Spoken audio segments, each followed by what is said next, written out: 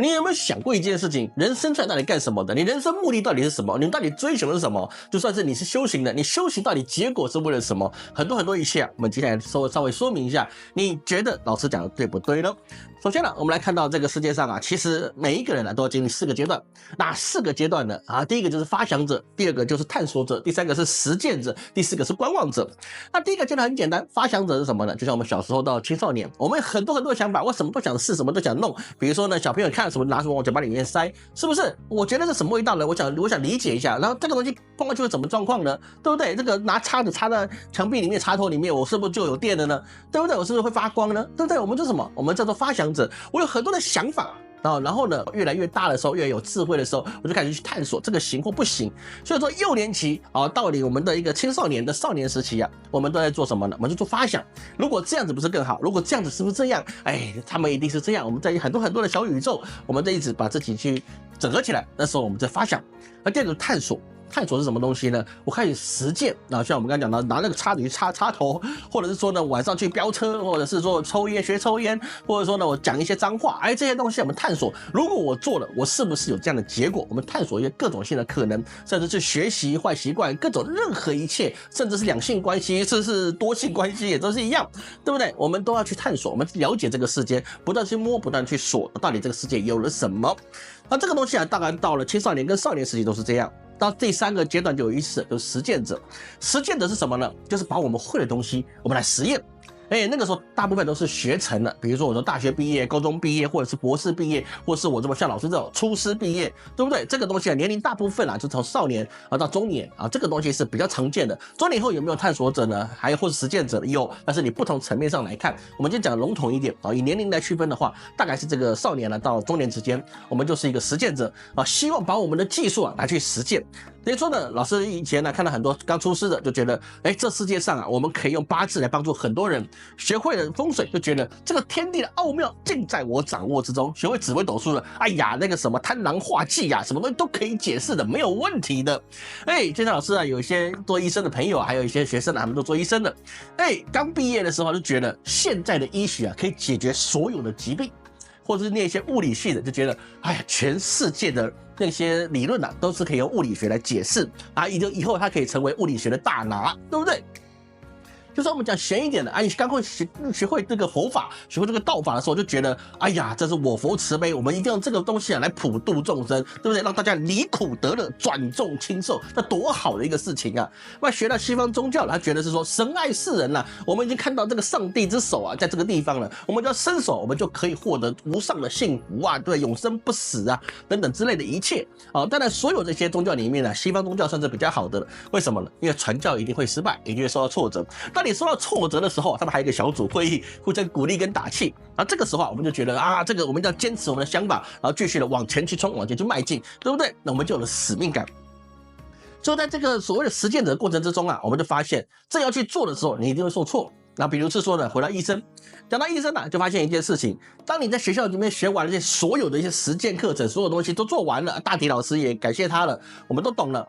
到了医院之后，你才发现，虽然我叫做医生我有医生执照但是呢，护理长他才是真的大拿，对不对？你就算再有名的医生你没有一个好护士团队在旁边你啥也不是，你这什么都没办法干的。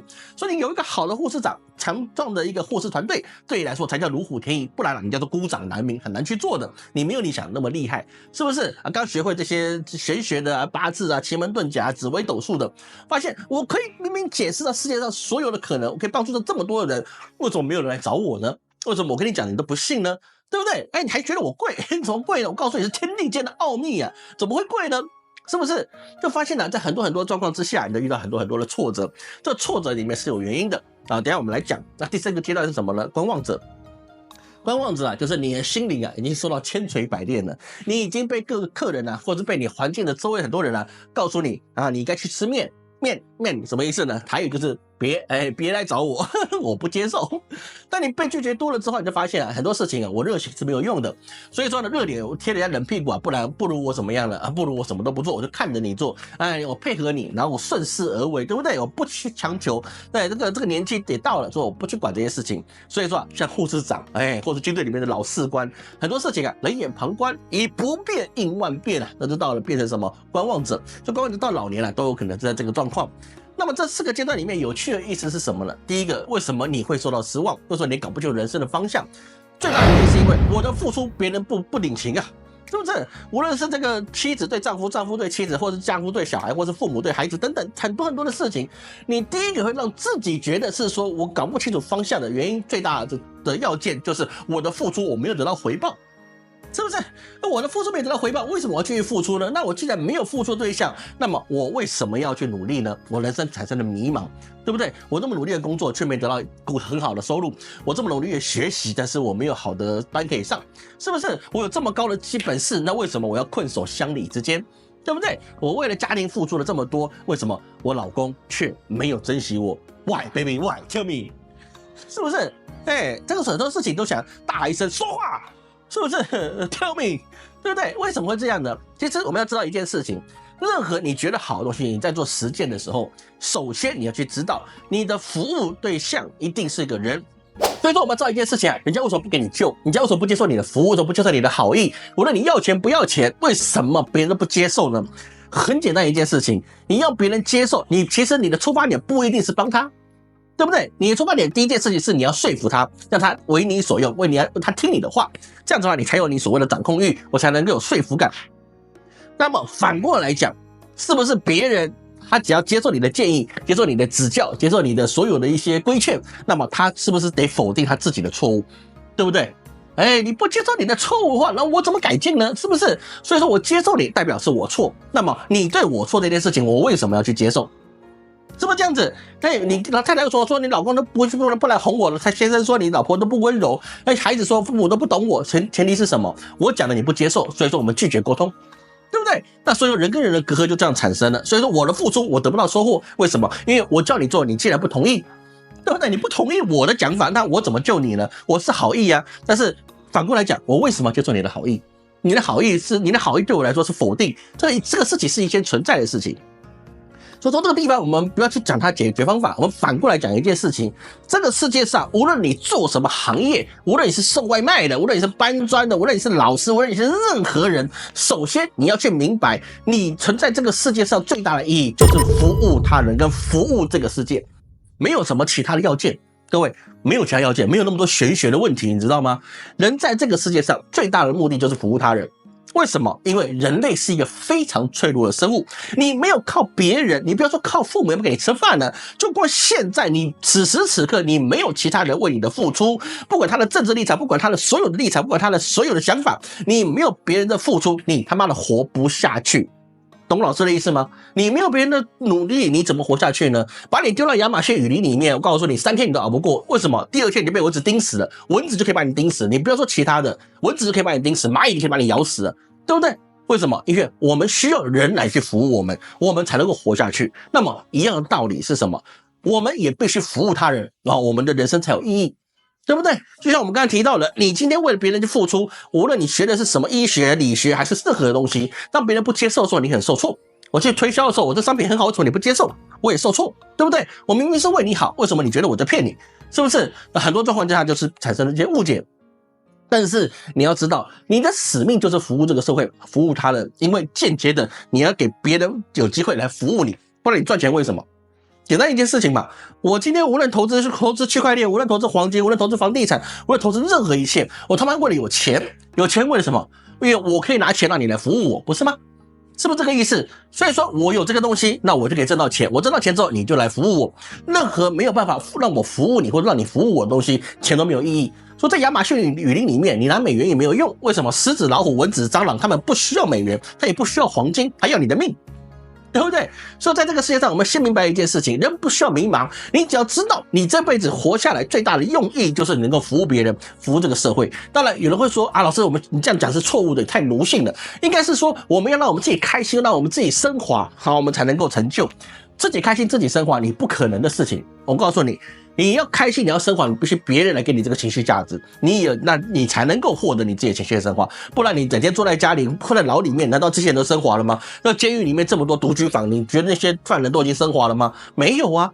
没有啊，并没有啊，对不对？人不会那么快升华了，人是必须要用善的力量才能让自己升华。什么是善的力量？你对别人好，你对这个世界有帮助，所以你才能够升华。所以这个道理是很简单的事情。我们不是为了什么，为了成就我们自己的大成就，无论是看破啊，看什么事情啊，或者我们理解什么事情，我们突然就大成就者，没有这回事。任何大成就者，他为什么是大成就？那是因为他可以留下给众生，影响到很多。就是我们中国很简单讲一句话，叫做立德、立功、立言，这三个东西成为别人的标杆。所以是说呢，他对这个世界有帮助，说他大成就。老师讲一个很简单一件事情，无论现在科技怎么发达，智慧怎么提升，民智如何的高涨，我告诉你一件很简单的事情，这世界上最高瞻严肃的理论啊，都在世尊那个时候，都在老子那个时候，都在那个耶稣基督那个时候，都已经把你看完了。为什么？因为我们现在还在学习他的理论嘛，对不对？所以说我们基本上没办法超越世尊，没办法超越老子，也没办法超越孔子，更没办法超越耶稣基督。他们的大智慧是大成就者，对不对？所以说我们没办法超越他，真的大理论在那个地方。再回来过去讲，我们看到现在科技这么发达，科技它是不是本来就存在的，还是它人研发出来的？很多人会说啊，老师，科技是人研发出来的，所以说我们现在生活越来越好。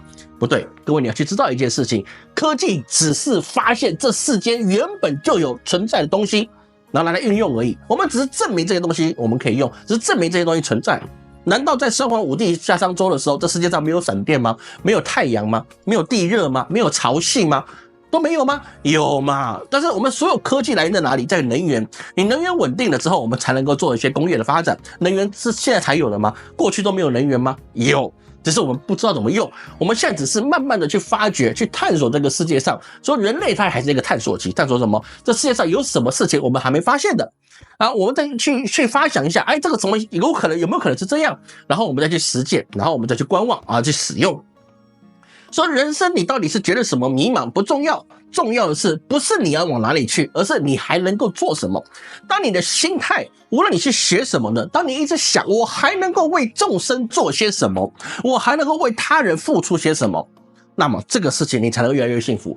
你是一个一家之主，我还能够为家庭付出什么？你是一个伴侣，我还能够为伴侣付出些什么？这不是单方面的，这双方都有这个想法，对不对？当我愿意我妻子做些什么，我妻子也愿意为我先生做些什么，那我们的夫妻愿意为孩子做些什么，孩子也想我愿意为这个家里做些什么，那么这个事情是不是越来发展越好？但是通常意思就是先生付出了，太太觉得不够，太太付出了，先生觉得还不行，那被孩子付出了，孩子觉得还不够。对，人都会这样子的，但是不重要，因为当你想要得到对应的回报的时候，那么你要的就只是控制，你不是为了付出。付出是什么？付出是我希望你好，但是你可以接受，你可以不接受，接不接受那是你的想法，做不做那是我的决定。我愿意做，那我的责任尽到了，你愿不愿意接受那是你的事。所以说善意永远不用担心被辜负，你做的事情你就去做，你自己可以让你自己愿意去付出，做到这些事情的时候，你就不要想，对方愿不愿意接受，对方给我什么样的回馈，哪怕是什么恩将仇报，那你仇报那是你的决定，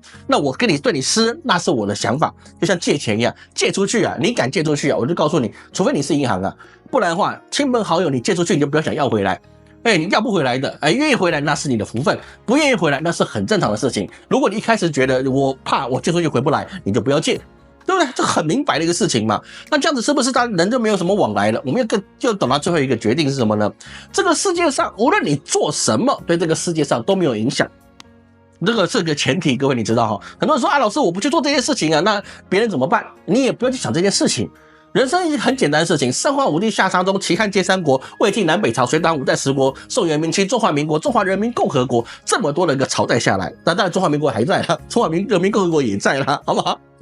好，那这个问题在哪里呢？问题是这么多几千年的一个历史下来，你要做的事情别人也做过，但是你做完了，你400年之后也没人记得你做过什么事情。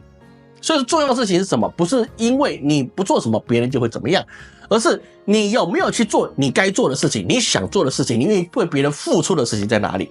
如果你心中就有这个想法，我愿意对你做这些事情，那是我的想法，你愿意不会回馈我，那是你的决定。你有这个想法，其实基本上你不用说这个事情我一定要做，我不做他们就怎么样，他们怎么样，100年之后都是归于虚空的，没有办法去做这些事情的。就像你100年前，你的祖先是谁？你的祖先你的祖先的100年前的今天他吃什么？对不对？100年前的他那个你的祖先受到什么委屈，你还记得吗？你不记得。所以说，各位老师今天这个视频要跟你讲的事情是，你不用去追寻什么人生大道理，你也不用去追寻什么样的是说啊，我要得到什么东西，这些都是虚幻的。100年后你啥都没剩，从今天开始算100年，你的存在早就已经灰飞烟灭了。无论善跟恶，那只有什么？那只有老天知道你的善跟恶。